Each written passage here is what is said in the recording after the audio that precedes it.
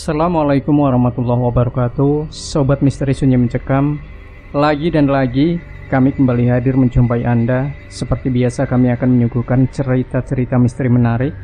Dan kali ini kami sudah menyiapkan sebuah kisah misteri Yuda yang berjudul Iblis Penunggang Kuda.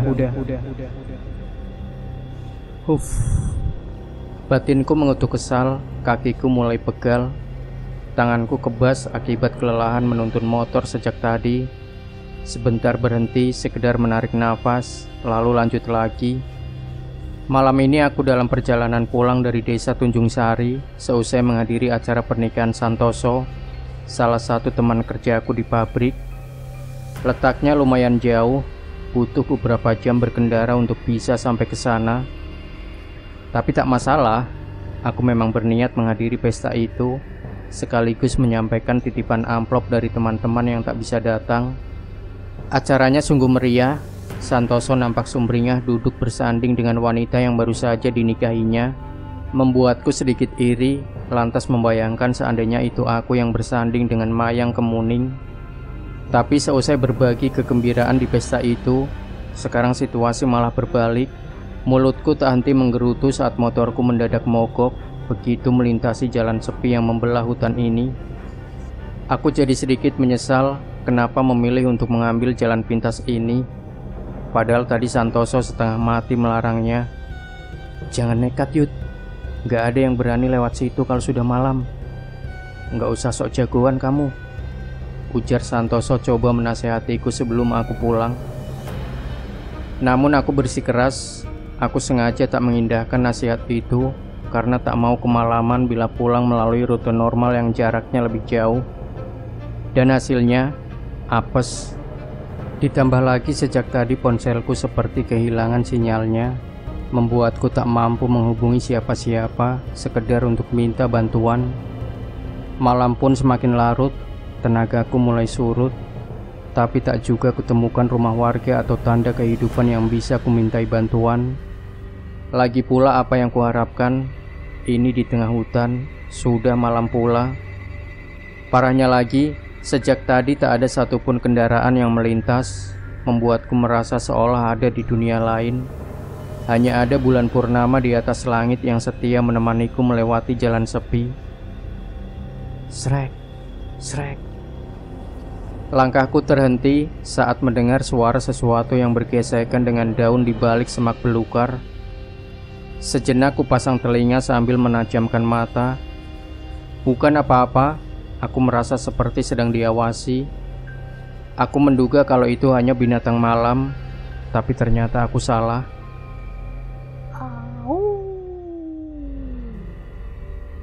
Apa itu? Diriku terkejut ketika mendengar suara lolongan panjang menembus keheningan malam. Segera ku tepikan motor dengan hati penuh selidik.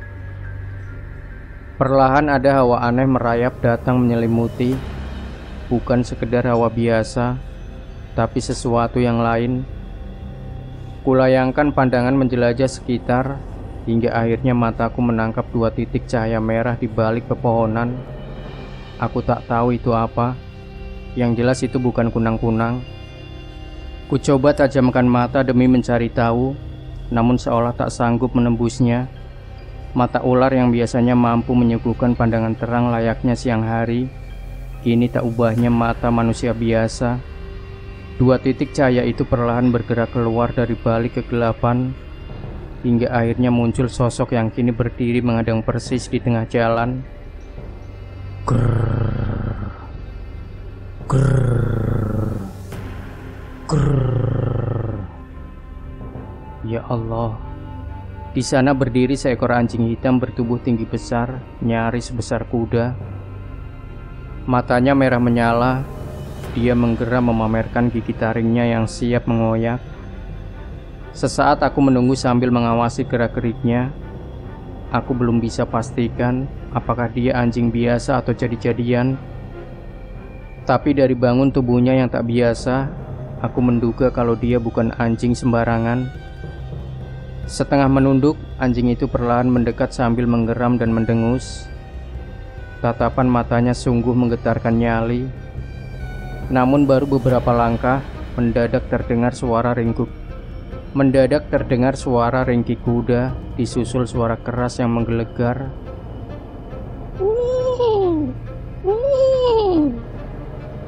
Bluar. Laksana kilat menyambar, tanah pun bergetar. Sang anjing besar melolong panjang, kemudian melompat ke balik pepohonan, lalu hilang ditelan kegelapan malam. Bluar. Kembali terdengar suara bagi sambaran petir bersamaan dengan semburat cahaya yang menerangi langit, disusul suara derap kaki kuda yang cepat berlari. Drap, drap, drap. Kedua tanganku siap dengan pukulan pemusnah. Pagar pelindung raga pun sudah kokoh melindungi. Aku tak tahu apa yang akan kuhadapi, tapi aku tak mungkin berdiam diri di tengah suasana yang mencekam dan tak pasti. Suara derap kaki kuda terdengar kian jauh, lalu menghilang. Tapi aku tak mau lengah. Dalam situasi seperti ini, apapun bisa terjadi. Lalu tiba-tiba sayup terdengar suara perempuan yang berteriak minta tolong. Tolong! Tolong! Diriku bergerak untuk segera mencarinya, namun akal sehatku melarang. Ini di tengah hutan, sudah malam pula.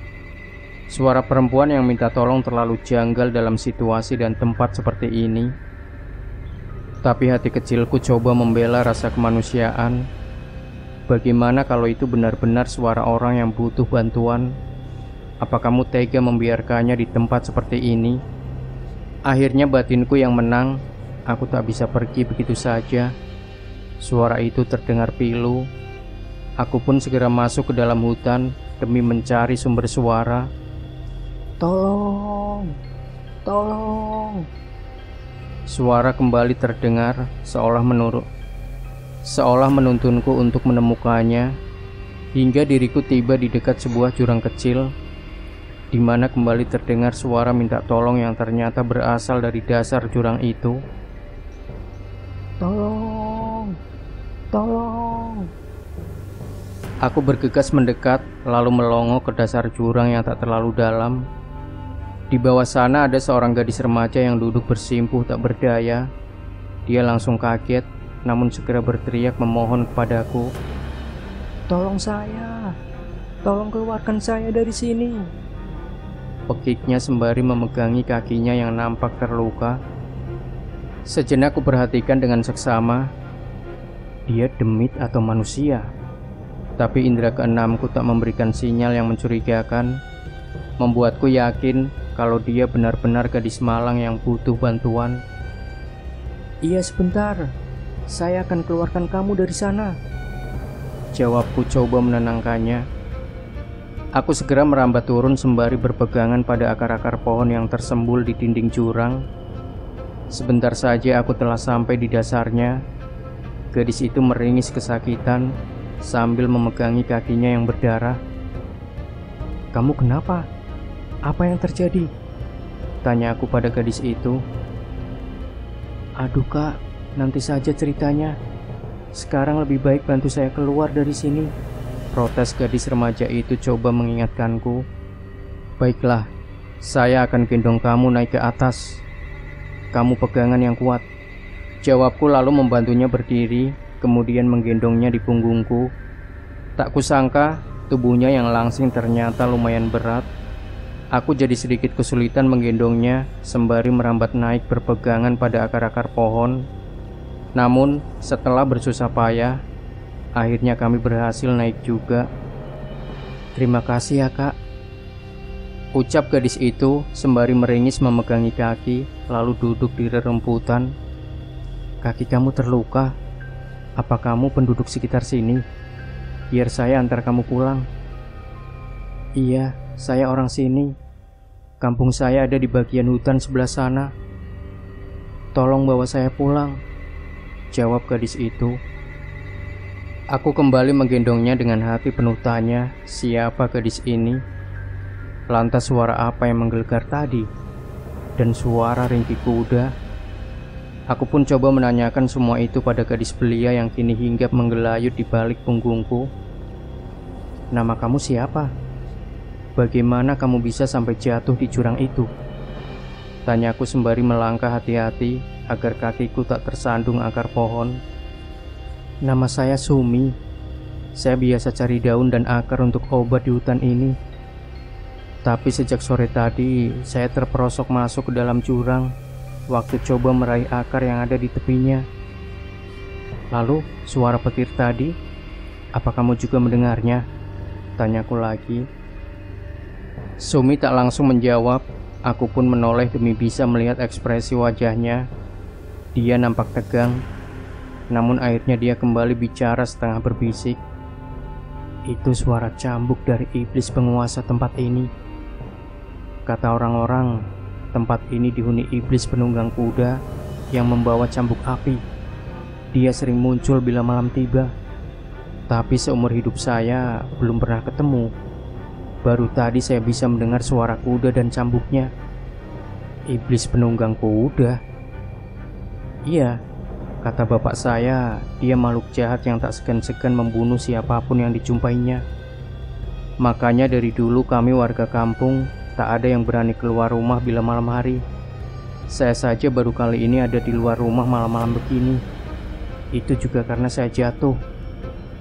Kakak sendiri siapa? Kenapa malam-malam begini ada di hutan ini? Ucap Sumi balas bertanya dengan suara yang terguncang-guncang di balik punggungku. Nama saya Yuda. Motor saya mogok waktu lewat di jalan sana. Tapi tadi saya sempat bertemu dengan anjing yang aneh. Lalu tak lama terdengar suara petir dan ringkih kuda. Belum sempat apa-apa, tiba-tiba saya dengar suara kamu yang minta tolong. Anjing aneh? Tanya Sumi terdengar heran. Iya, tadi di jalan sana saya dihadang seekor anjing yang aneh. Tubuhnya besar sekali. Memangnya kenapa? Enggak apa-apa. Saya malah baru tahu kalau di hutan ini ada anjing macam begitu. Kak Yuda ini pasti bukan orang sini ya? Kalau orang sini, pasti nggak bakal berani lewat sini malam-malam begini. Balas Sumi coba menerka. Iya, kamu betul, saya bukan orang sini. Saya sengaja lewat jalan ini. Saya sengaja lewat jalan itu sepulangnya dari desa Tunjung Sari. Jelasku pada Sumi. Obrolan kami pun terputus saat tiba di tepi sebuah desa. Sumi lantas memberitahukan kalau kami sudah sampai di tempat tujuan. Ini kampung saya. Rumah saya ada di ujung jalan itu. Jelas Sumi sembari menunjuk di balik punggungku. Aku tak terlalu menggubris. Mataku coba menjelajah area sekitarku. Kampung ini begitu gelap, tak ada satupun nyala lampu, membuat suasananya terasa suram dan mencekam. Kenapa gelap begini? Tanya aku pada Sumi sambil melangkah menyusuri jalan tanah. Sama seperti tadi, mata ularku coba menembus gelap, namun sia-sia. Sejak dulu kami memang dilarang untuk menyalakan pelita bila malam tiba.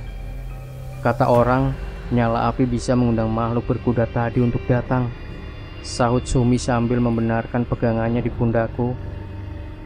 Aku tertegun, lagi-lagi kutemui situasi semacam ini.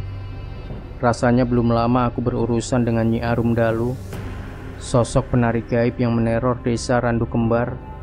Kini diriku kembali berada di sebuah kampung yang diteror oleh makhluk menakutkan. Seolah tak ada habisnya. Aku terus melangkah sambil menggendong Sumi yang posisinya terus melorot. Maklum saja tubuhku letih. Tanganku sudah pegal sejak tadi. Ditambah lagi harus menggendong Sumi mulai dari dalam hutan sana. Tapi mau bagaimana lagi? Kasihan dia. Nah, itu rumah saya. Sumi menunjuk sebuah rumah panggung berdinding kayu beratapkan rumbia, sama seperti rumah-rumah lain yang ada di sekitarnya. Namun lagi-lagi sepi, seolah tak ada kehidupan di tempat ini. Lantas kusadari, sejak tadi tak kujumpai satu orang pun. Apa mereka benar-benar ketakutan hingga tak berani keluar rumah seperti cerita Sumi? Bu, ibu, buka pintunya, ucap Sumi setengah berbisik di depan pintu. Klep. Pintu pun terbuka. Muncul sosok wanita setengah baya yang langsung kaget begitu melihat kedatangan kami. "Ya ampun Sum, kamu kenapa?" Pekik wanita itu dengan wajah yang terkejut. "Sumi jatuh ke jurang, Bu." "Alah, kok bisa?" "Ya sudah, ayo cepat masuk," sahut sang ibu meminta kami bergegas masuk lalu menutup pintunya rapat-rapat. "Di sini saja," pinta sang ibu menunjuk lantai kayu beralaskan tikar jerami, memintaku untuk menurunkan Sumi dari gendongan. Tubuhku menggeliat demi meregangkan punggung serta tangan yang terasa kaku.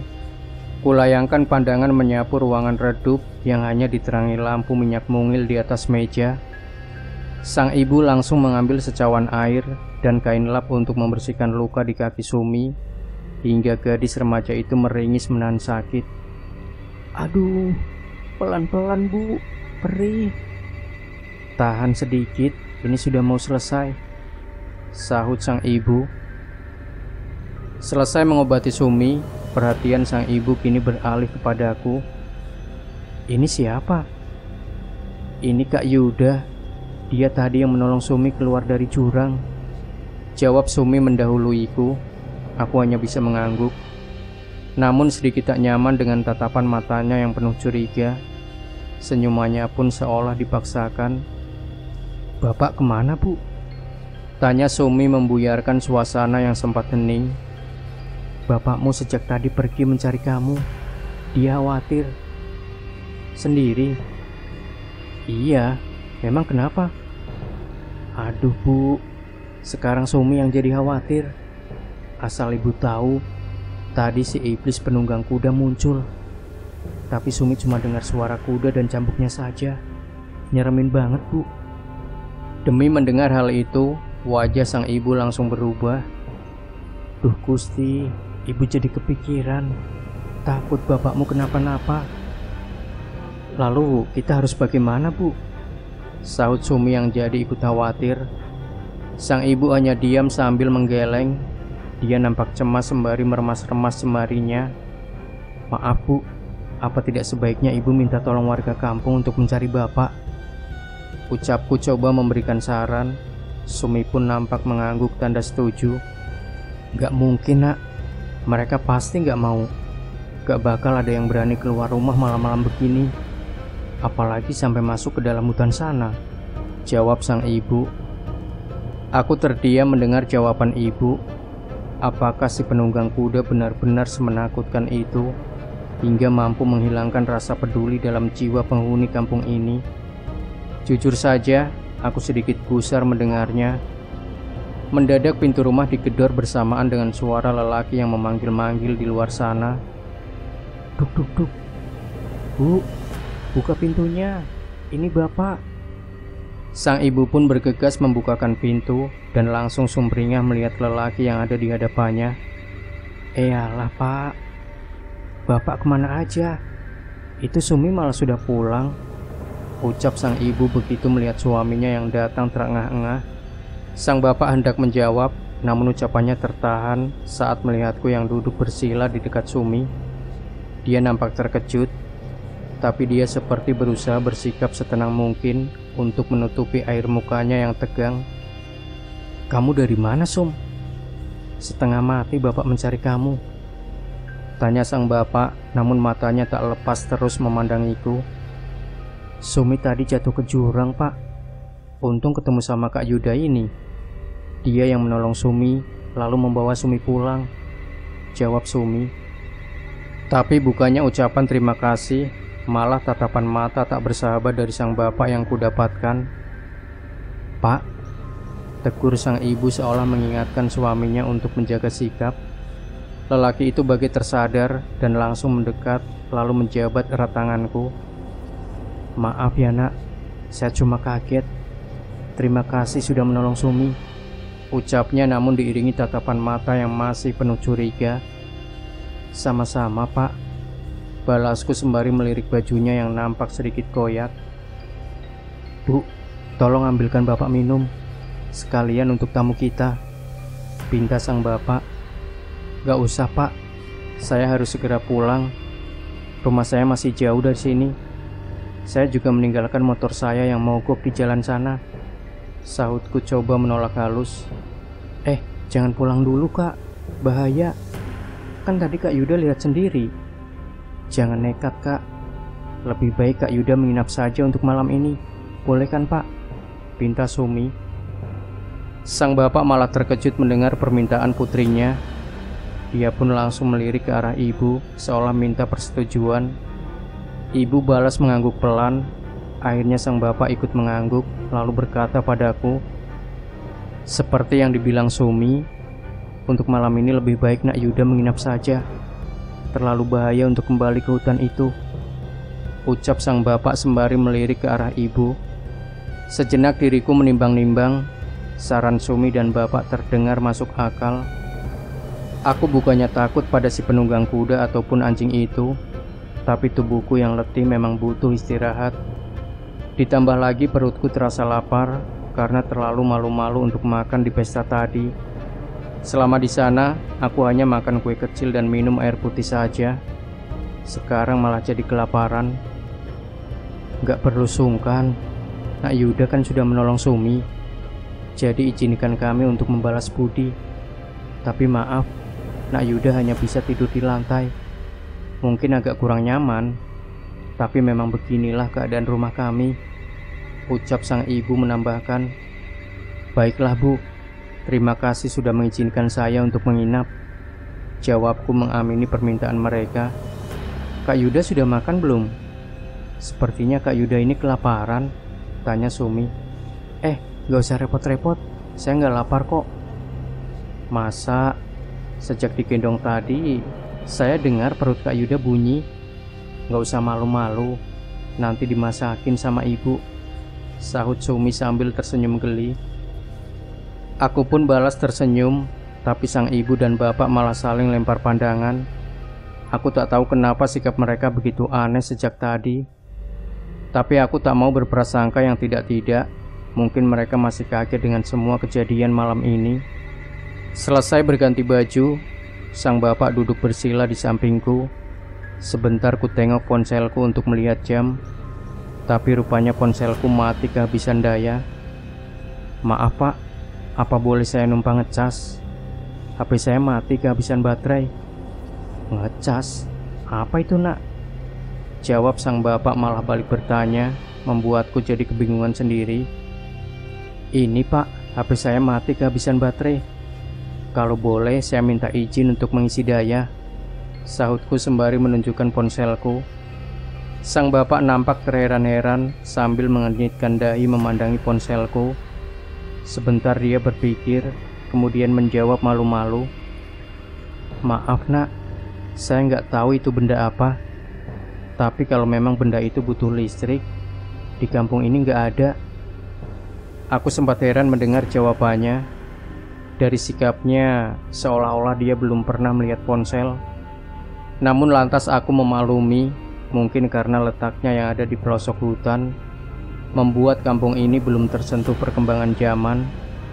Bahkan pakaian yang dikenakan lelaki ini terbilang kuno. Lalu sang ibu datang sambil membawakan pincuk daun pisang berisi makanan serta kendi air minum.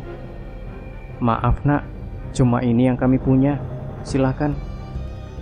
Aku tersenyum sambil mengangguk, namun langsung heran begitu melihat apa yang disuguhkannya dalam pincuk daun pisang. Beberapa iris daging yang nampak dimasak ala kadarnya, bahkan terlihat belum matang. Aku jadi bingung harus bagaimana. Terima kasih bu. Akhirnya hanya ucapan itu yang meluncur dari mulutku. Aku tak tahu jenis olahan daging macam apa yang disuguhkan untukku, tapi aku tak mau mengecewakan hati sang ibu. Akhirnya aku cicipi sepotong daging yang masih nampak kemerahan ini. Mulutku setengah mati coba mengunyah dan menelan daging hambar setengah matang yang terasa alot. Untungnya tak terlalu banyak irisan daging yang disediakan. Kalau tidak, entah bagaimana menghabiskannya. Sang bapak tak henti terus memandangiku, membuatku jadi risih diperhatikan macam begitu. Tapi aku coba memaklumi. Mungkin dia tak terbiasa menerima orang tak dikenal di rumahnya. Selesai makan, sang bapak langsung bertanya padaku, maaf nak, bagaimana ceritanya sampai Nak Yuda ini ketemu sama anak saya? Aku pun menceritakan semuanya sejak awal tentang motorku yang mogok, hingga aku bertemu dengan anjing aneh tadi, juga tentang sang iblis penunggang kuda yang hanya kudengar suara ringkih kuda, serta cambuknya yang menggelegar, sebelum akhirnya menemukan Sumi di dalam jurang. Begitu. Ya sudah, sekali lagi saya ucapkan terima kasih karena telah menolong Sumi. Silahkan Nak Yuda beristirahat. Tapi maaf, lampu minyaknya harus saya matikan. Bisa bahaya, ucap sang bapak. Iya pak, nggak apa-apa. Saya biasa tidur gelap-gelapan kok, balasku lagi. Sang bapak pun mematikan lampu, lalu pergi meninggalkanku sendirian dalam ruangan yang gelap. Kurebahkan diri pada lantai kayu beralaskan tikar jerami. Meski merasa kurang nyaman, namun sudah cukup bagiku untuk jadi alas tidur malam ini. Sebentar mataku menerawang menatap atap rumah rumbia tanpa langit-langit. Aku masih tak percaya dengan apa yang kualami hari ini. Baru tadi siang diriku ada dalam sebuah pesta yang meriah, kini malah terdampar di sebuah tempat asing sambil berbaring dalam gelap. Luar biasa. Tapi lagi-lagi diriku merasa dikelilingi hawa yang tak biasa, membuatku jadi tak nyaman, hingga enggan memejamkan mata meski mulai mengantuk. Ingin rasanya aku bersemedi membuka mata batin demi mencari tahu. Jujur saja, sama seperti di hutan tadi, tempat ini pun terasa janggal. Bukan hanya karena suasananya yang gelap dan dingin, tapi sesuatu yang lebih dari itu. Tempat ini terasa hampa, seolah tak ada hawa kehidupan layaknya tempat-tempat yang biasa didiami manusia. Tapi aku tak mau keluarga ini jadi punya pikiran yang tidak-tidak bila melihatku bersemedi di dalam rumah mereka. Demi menjaga etika, tentu saja aku harus meminta izin lebih dulu bila ingin melakukannya.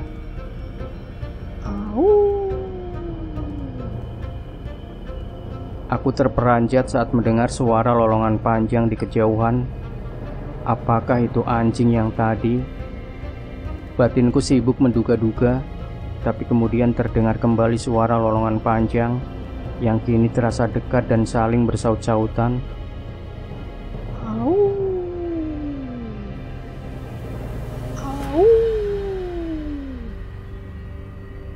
Ya Allah, anjing itu lebih dari satu. Apa mungkin dia datang bersama kawanannya? Gawat, kampung ini dalam bahaya. Aku bergegas hendak mencari tahu, tapi tiba-tiba sang bapak muncul dari dalam kamar. Mau kemana, Nak? Apa bapak dengar suara itu? Sepertinya ada kawanan anjing hutan yang hendak masuk ke kampung ini. Jawabku coba menjelaskan. Gak apa-apa, Nak, sudah biasa.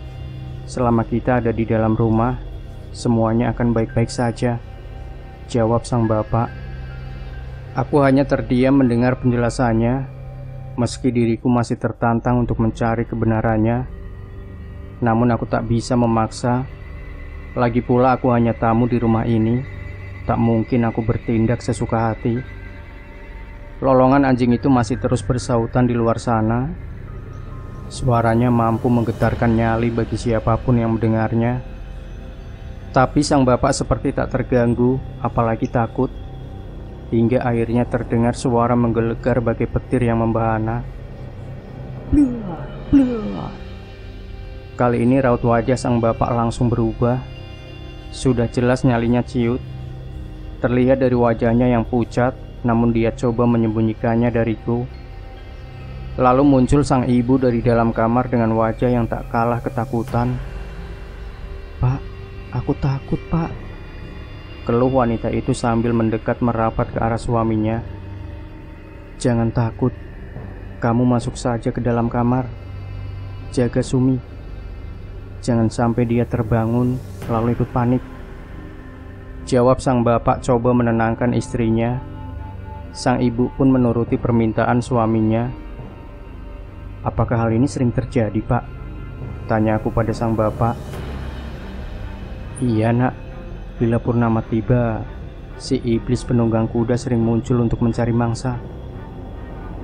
Lalu, anjing-anjing itu, apakah mereka peliharaan dari si penunggang kuda? Jujur saja, saat tadi saya bertemu anjing itu, saya merasa kalau itu bukan anjing biasa. Sang bapak tak langsung menjawab, entah apa yang ada dalam pikirannya. Akhirnya dia menjawab meski terdengar kurang meyakinkan. Iya nak, anjing-anjing itu memang peliharaan dari iblis itu. Lalu tak lama suara lolongan anjing pun menghilang. Suara gelegar dari cambuk si iblis pun tak terdengar lagi. Sang bapak lalu kembali ke kamarnya meninggalkanku sendirian. Aku pun kembali merebahkan diri. Namun belum sempat mataku terpejam, tiba-tiba ada orang yang mengetuk pintu dari luar sambil memanggil-manggil. "Won, Kliwon, buka pintunya." Aku terkejut, apalagi ini? Sang bapak nampak tergesa-gesa keluar dari dalam kamar, diiringi sang ibu yang mengekor di belakangnya. Klek. Pintu pun dibuka. Ada lelaki bertubuh tinggi besar berkulit hitam legam dengan jambang serta kumis yang lebat, berdiri sambil bertolak pinggang di depan pintu. Wajahnya nampak sangar penuh emosi. "Ada orang lain di rumahmu?" tanya lelaki itu pada sang bapak dengan nada suara yang terdengar marah, lalu melirik ke arahku dengan lirikan mata yang tak bersahabat. Iya Kang," jawab sang bapak terlihat gugup. "Kenapa kamu tidak bilang padaku?" tanya lelaki sangar itu lagi. Maaf Kang, dia telah menolong Sumi. Saya izinkan dia untuk menginap malam ini. Besok pagi dia akan pergi," sahut sang bapak sambil menunduk. Si lelaki sangar nampak tak suka mendengarnya. Dia kembali berucap sambil melotot. Sudah kubilang, anakmu itu hanya akan membawa masalah. Kalau saja kamu bukan adikku, sejak dulu sudah kuusir anak itu. Sekarang dia malah bawa orang asing datang kemari. Aku tak mau tahu. Cepat kamu usir pemuda itu. Kalau tidak memangnya kenapa? Kak Yuda ini sudah menolong Sumi. Jangan seenaknya usir dia, sahut Sumi yang tiba-tiba muncul dari dalam kamar, lalu berdiri di dekatku coba membela. Dia terlihat tak suka dengan permintaan lelaki itu. Bocah ingusan, berani sekali kamu bicara seperti itu. Kalau saja bukan karena bapakmu ini, sudah kuhabisi kamu, sahut lelaki itu tak kalah garang. Sabar Kang, sabar. Jangan marahi Sumi. Semua ini salah saya, cegah sang bapak coba pasang badan demi melindungi putrinya. Pokoknya aku gak mau tahu. Malam ini juga orang itu harus minggir dari sini, teriak lelaki sangar itu sambil menunjuk-nunjuk ke arahku, lalu berbalik pergi. Aku yang merasa jadi sumber pertengkaran, jadi merasa tak enak. Akhirnya aku putuskan untuk pergi dari tempat ini. Maafkan kalau kehadiran saya menimbulkan masalah. Lebih baik sekarang saya pamit. Namun Sumi nampak tak setuju dengan keputusanku dan coba mencegah kepergianku. Jangan Kak, jangan pergi.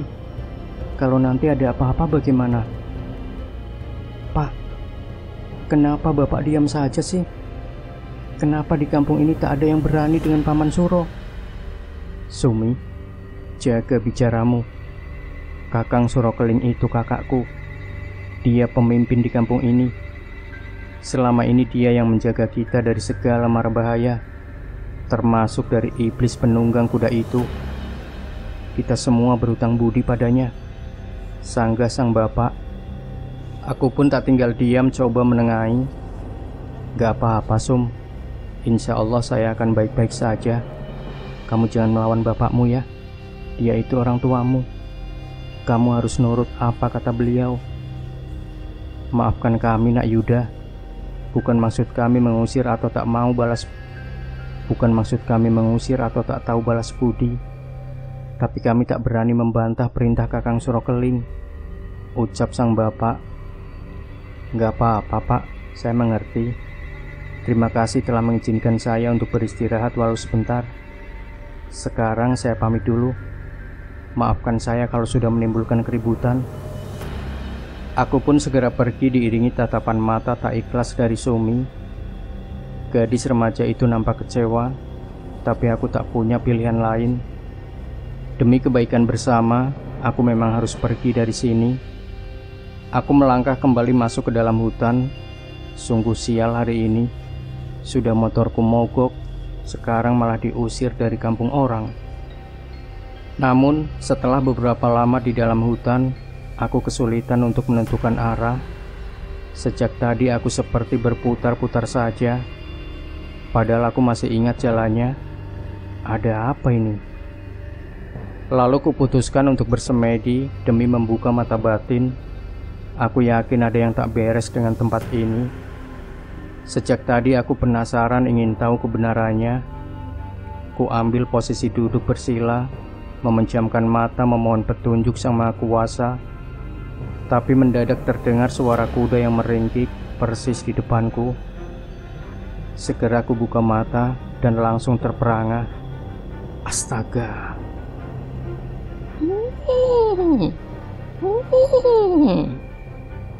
Tepat di hadapanku ada sosok menakutkan yang menunggangi kuda hitam nan besar yang berjingkrak-jingkrak.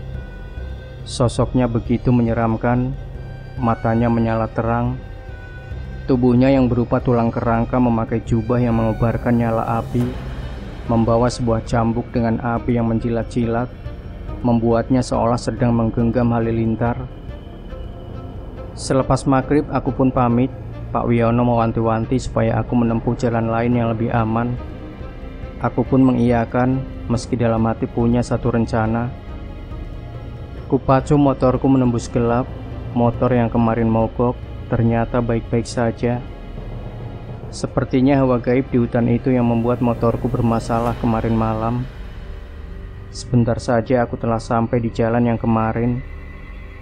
Tahu apa yang kemudian terjadi dengan motorku? Mesinnya mati lagi. Kutepikan motor di tempat yang aman. Mataku langsung dilalatan saat kembali merasakan hawa aneh yang mulai datang. Bulan purnama nampak bulat bersinar. Namun hutan misterius ini seolah enggan menerima cahaya. Entah mengapa firasatku mengatakan sebentar lagi akan terjadi sesuatu.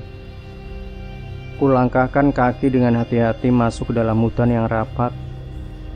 Meskipun gelap, aku masih hafal jalannya. Aku ingin kembali ke kampung siluman itu. Aku berniat meminta mereka agar mau pindah ke tempat yang jauh dari habitat manusia, atau setidaknya rela ku isolasi dengan pagar gaib supaya mereka tak bisa leluasa berkeliaran mencari mangsa. Tapi aku sangsi, apakah mereka mau? Aku tak tahu apakah siluman pemangsa macam mereka bisa diajak bicara baik-baik. Tapi tak ada salahnya aku mencoba. Namun bila mereka menolak, aku tak punya pilihan lain. Suka tak suka, mau tak mau, aku akan gunakan cara yang lebih keras. Tapi bagaimana dengan Sumi? Bila rencanaku gagal dan hal buruk sampai terjadi, aku jelas tak tega menjatuhkan tangan kasar pada gadis remaja itu. Entah mengapa batinku tak rela menerima kenyataan kalau Sumi dan keluarganya adalah bangsa siluman. Tapi lihat saja nanti. Sekarang yang terpenting, aku harus segera sampai ke kampung itu.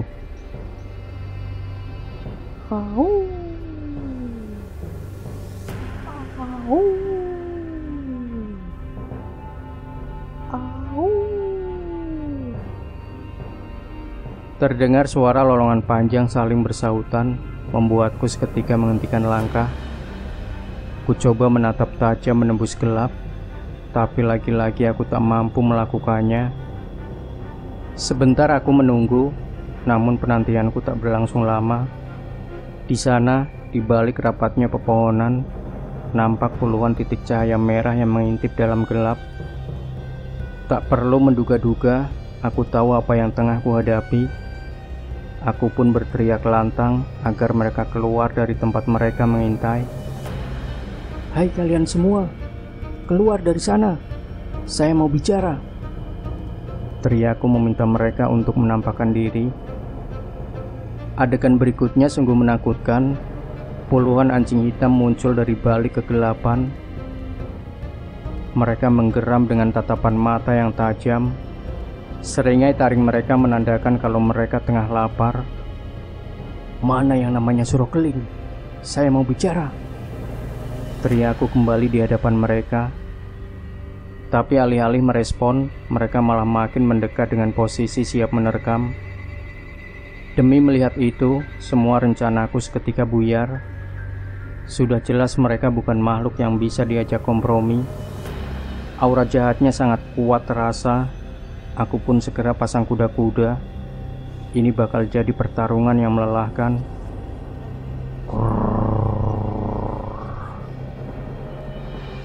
Bagai di komando, puluhan anjing itu secara serentak langsung menyerbu ke arahku. Tapi hantaman pukulan pemusnah dari kedua tanganku langsung membuat beberapa anjing terpental terkaing-kaing. Tapi hal itu tak menyurutkan nafsu membunuh mereka. Dengan beringas mereka kembali merangsek menyerbu dari segala arah. Tanganku membabi buta menghantam ke sana kemari. Namun rupanya ilmu pukulan pemusnah hanya mampu membuat mereka terpental, lalu kembali bangkit dan siap menyerang dengan lebih brutal. Gila. Setelah sekian jurus menghadapi serbuan mereka, kini aku mulai kelelahan.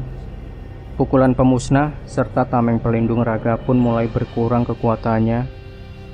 Diriku makin kewalahan meladeni serangan ganas mereka yang mematikan. Hingga pada satu momen, beberapa gigitan dan cakaran mampu mengoyak tubuhku hingga diriku meraung kesakitan.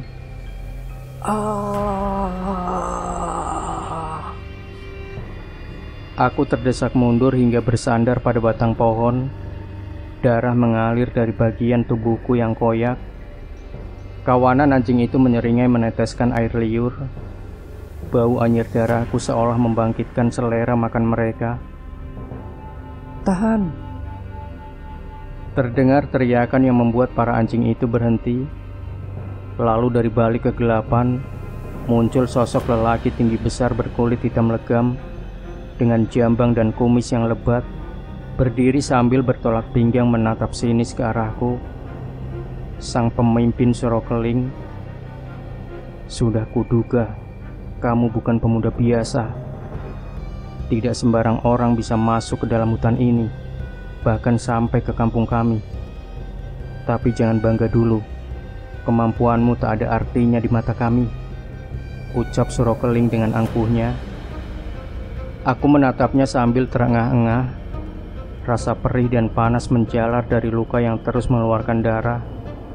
Tapi aku tak boleh menyerah. Aku harus singkirkan mereka bagaimanapun caranya. Surokeling, saya minta engkau dan seluruh penghuni kampungmu untuk enyah dari sini. Kalau tidak, kalau tidak kenapa? Bisa-bisanya kamu menggertakku dalam keadaan terluka. Asal kamu tahu, mulai malam ini kami akan berpesta. Iblis berkuda telah musnah. Entah siapa yang mengalahkannya.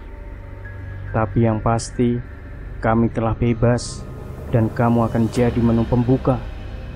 Aku hanya tersenyum sinis. Rupanya Surokeling tak tahu kalau aku yang telah mengalahkan iblis itu. Dia benar-benar tak sadar dengan siapa kini dia berhadapan. Kesombongan telah membutakan matanya. Habisi dia! Teriakan Surokeling langsung membuat puluhan anjing itu menerjang ke arahku. Tak ada waktu untuk mengelak. Sebentar saja tubuhku langsung tertimbun oleh puluhan anjing yang berebut untuk menggigit dan merobek tubuhku dengan taringnya. Hingga akhirnya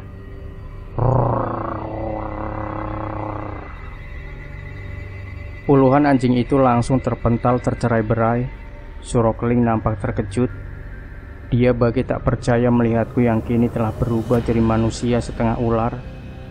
Kini aku berdiri di tengah-tengah kepungan puluhan anjing siluman yang kembali siap menerkam. Tapi kali ini aku tak mau menunggu untuk diserang. Langsung kuhantamkan pukulan bertubi-tubi ke arah anjing-anjing itu hingga menimbulkan suara dentuman bersautan. Duar, duar, duar. Bumi berguncang, debu berterbangan. Dalam sekejap, puluhan anjing menggelepar dengan tubuh hangus terbakar, lalu mengering dan hancur menjadi debu. Sementara sisanya melarikan diri masuk ke dalam gelapnya hutan. Surokeling nampak terkejut dan marah, rahangnya mengeras, mulutnya menggeram hingga akhirnya dia pun berubah wujud menjadi seekor anjing hitam nyaris sebesar kuda. Au! Surokeling melolong panjang sebelum akhirnya menerjang. Kusambut serangannya dengan pukulan tepat ke arah tubuhnya yang besar hingga dia langsung terpelanting terguling-guling. Grrrr. Surokeling kembali bangkit sambil menyeringai. Kekuatan tubuhnya tak main-main, pantas saja dia diangkat jadi pemimpin. Tanpa ancang-ancang lagi, dia kembali menerjang sambil memamerkan taringnya yang besar dan runcing bagaikan mata pisau.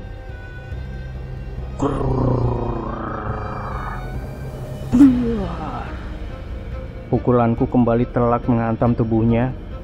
Kali ini dengan kekuatan yang lebih. Surokeling terpental jauh hingga menabrak batu besar. Sekujur tubuhnya hangus menebarkan bau daging yang terpanggang. Nafsu membunuhku tak bisa kubendung. Kusiapkan pukulan pamungkas yang pasti akan mampu membuat tubuhnya hancur menjadi debu. Tapi tiba-tiba, jangan! Sebuah teriakan seketika menghentikan gerakanku. Bapaknya Sumi mendadak muncul sambil berlari dan langsung berlutut menyembah di hadapanku. Ampuni dia, tolong ampuni dia, saya mohon. Permintaannya yang mengibah membuat emosiku perlahan reda. Ada hawa dingin terasa di sekitar pusarku yang langsung menyebar ke seluruh tubuh, hingga akhirnya diriku berubah wujud kembali jadi manusia. Berdiri, Pak, jangan menyembah seperti itu, ucapku lalu membantunya berdiri. Sang bapak pun bangkit dan langsung menghampiri Surokeling yang tergeletak tak berdaya. Kenapa jadi begini, Kang? Ucap lelaki itu di samping tubuh Surokeling yang telah kembali menjadi manusia. Namun Surokeling hanya diam.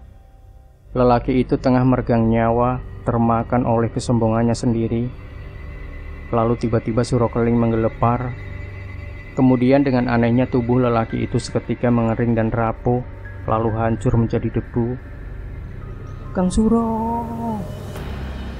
Sang bapak meratap menatap langit.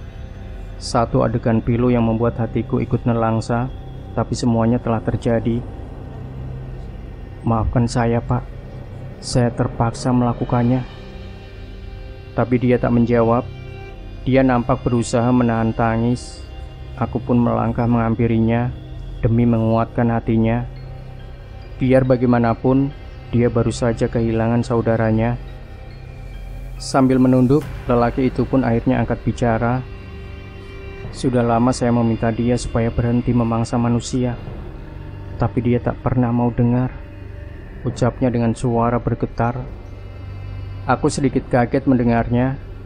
Ucapannya barusan seolah menunjukkan kalau lelaki ini memiliki naluri yang berbeda, membuatku terusik untuk mengetahui lebih jauh. Maaf, Pak, izinkan saya bertanya, apakah Bapak juga siluman seperti mereka? Jujur saja saya tak merasakan aura jahat sejak pertama kali kita bertemu. Sang bapak menghela nafas sambil menggeleng. Dengan wajah sendu dia pun menjawab pelan, seandainya saja saya bisa memilih, saya ingin jadi manusia seutuhnya. Tapi sayangnya takdir berkata lain. Saya dan istri saya juga bagian dari mereka, kecuali Sumi. Sumi? Jadi Sumi bukan siluman? Bukan, dia manusia. Saya dan istri saya mengasuh Sumi sejak dia masih bayi. Kami temukan dia di dalam hutan ini, entah siapa yang membuangnya. Ya Allah, saya benar-benar tak menyangka, Pak. Tapi jujur saja, saya lega begitu tahu kalau Sumi itu manusia tulen, sahutku menanggapi.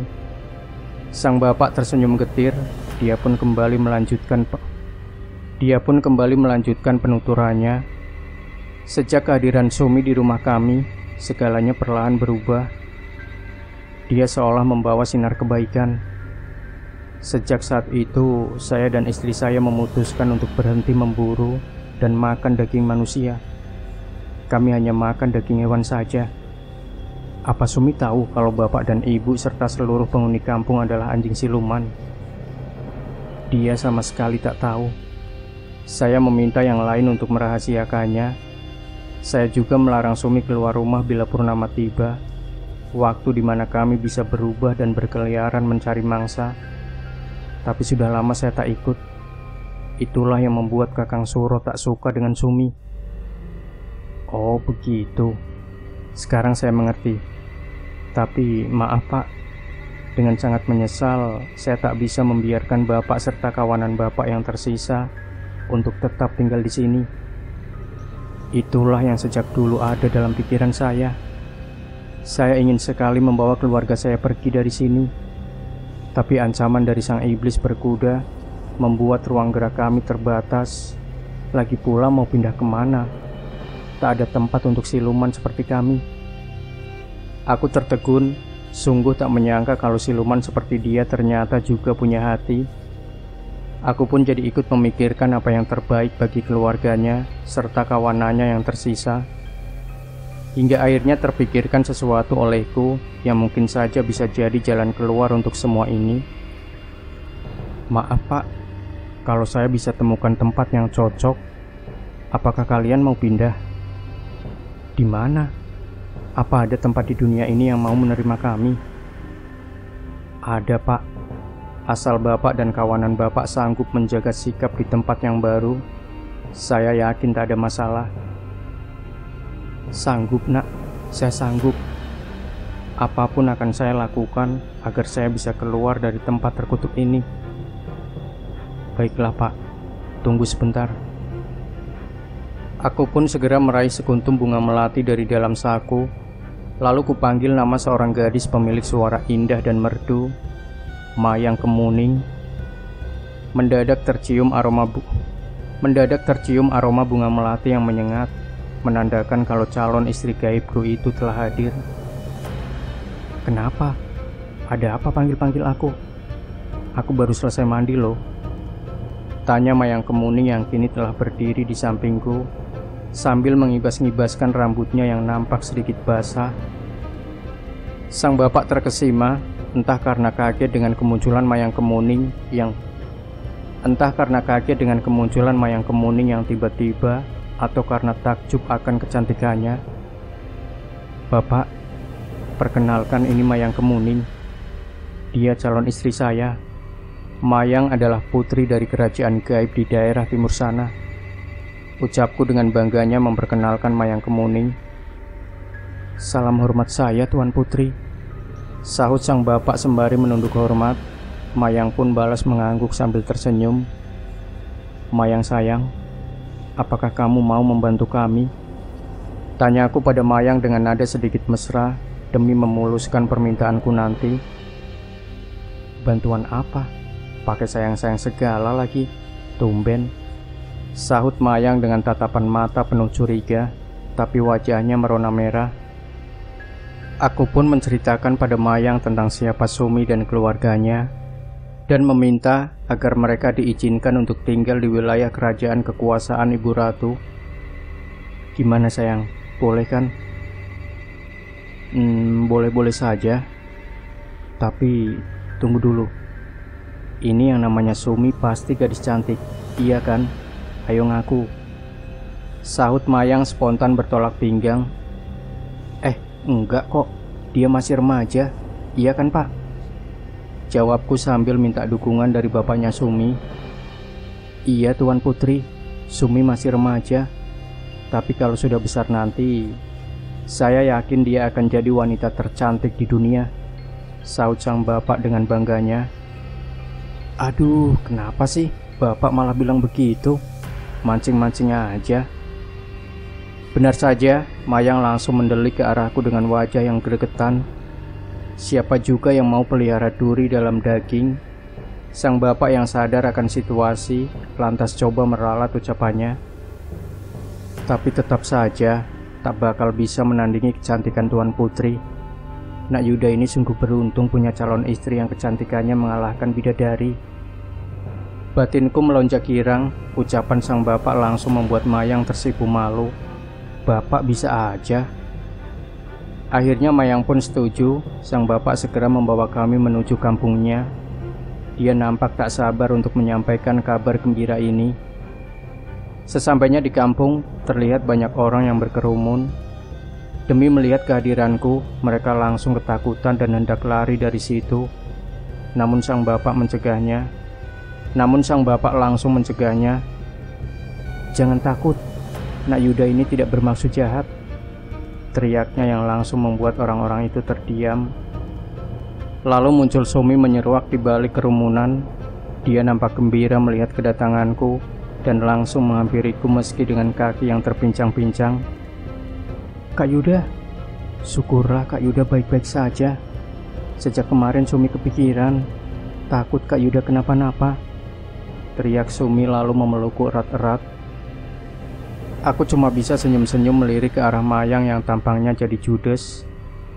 Saya baik-baik saja, Sum. Oh iya, ada yang mau kenalan sama kamu. Namanya Mayang Kemuning. Dia calon istri saya. Hai Kak Mayang. Kakak cantik sekali. Benar-benar cocok untuk jadi istrinya Kak Yuda. Ujar Sumi dengan mata berbinar sambil mendekat ke arah Mayang. Mendengar sanjungan itu, raut wajah Mayang langsung berubah. Tampang judes yang sempat menghiasi wajahnya kini berganti dengan senyuman yang terkembang. Hai Sumi, kamu juga cantik. Kaki kamu kenapa? Sudah diobati? Sudah Kak. Ya ampun, kakak wangi. Rambut kakak juga bagus. Sumi jadi kepengen deh punya rambut seperti kakak. Dan begitulah, tiba-tiba saja keduanya jadi akrab layaknya kakak dan adik. Aku pun senang, justru itu akan membuat segalanya jadi mudah. Setelah menerima kode dariku, Mayang sengaja membawa Sumi untuk sejenak menyingkir. Aku tak bisa membiarkan Sumi mendengar apa yang akan kusampaikan pada orang-orang ini. Setelah Sumi dan Mayang pergi, aku pun segera angkat bicara di hadapan orang-orang yang sejak tadi diam dalam gelisah. Kalian semua, dengarkan baik-baik. Saya akan minta kalian pindah ke tempat yang baru. Selama kalian bisa menjaga sikap di sana, kalian akan diterima dengan baik. Betul begitu, Pak? Ucapku sembari minta dukungan pada bapaknya Sumi. Iya betul. Saya harap kalian semua setuju. Di sana kita akan punya kehidupan yang baru. Ujar sang bapak menambahkan. Salah satu dari mereka akhirnya angkat bicara. Terserah Kang Kliwon saja. Setelah Kang Sorokeling tiada, sekarang Kang Kliwon yang jadi pemimpin kami. Jadi kami akan patuh apapun perintah Kang Kliwon. Alhamdulillah, aku pun lega. Rencanaku berjalan sesuai harapan. Lalu Sumi muncul dengan wajah yang sumringah sambil menggandeng tangan Mayang Kemuning. Kak Yuda, apa benar Sumi akan pindah ke tempatnya Kak Mayang? Tadi Kak Mayang sendiri yang kasih tahu Sumi. Iya Sum, apa kamu mau? Mau. Kata Kak Mayang tempatnya bagus. Di sana juga terang, tidak gelap seperti di sini. Lalu kapan Sumi bisa pindah? Secepatnya, iya kan Mayang? Sahutku sembari lempar senyuman ke arah Mayang. Mayang pun tersenyum sambil membelai-belai rambut Sumi. Iya, secepatnya kamu dan yang lainnya akan pindah. Tapi sekarang kami harus pergi dulu. Jangan khawatir, kita pasti ketemu lagi. Aku dan Mayang pun pamit meninggalkan tempat itu. Tapi aku sedikit heran dengan tingkah Mayang kali ini. Dia biasanya pergi menghilang begitu saja. Tapi kenapa sekarang memilih berjalan bersamaku? Mayang, kok tumben kamu mau jalan kaki? Biasanya langsung hilang. Mayang mengulum senyum dengan bibirnya yang merah ranum. Dia pun menjawab sambil menggelayuti tanganku. Dia pun menjawab sambil menggelayuti lenganku. Sudah lama aku menunggu saat seperti ini. Berjalan berdua bersama kamu. Sunyi, sepi, pasti romantis. Ya ampun, ini Mayang kenapa sih? Gak biasanya dia begini. Tapi aku sependapat dengan Mayang. Entah kapan terakhir kali kami punya kesempatan untuk bermesraan layaknya sepasang kekasih. Itu kamu luka? Ya ampun, sampai berdarah-darah gitu.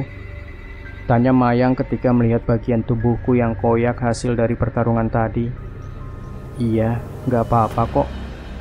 Gak apa-apa gimana? Luka begitu jangan dianggap enteng. Gak usah sok kuat. Nanti kalau kamu sakit, aku juga yang ikutan repot. Ya sudah, nanti biar aku yang obati luka kamu. Aku pun tersenyum. Meski bawelnya tak tertandingi, tapi perhatiannya yang tulus, seolah menjadi obat penawar bagi segala lelah dan luka. Lalu ku kecup lembut keningnya.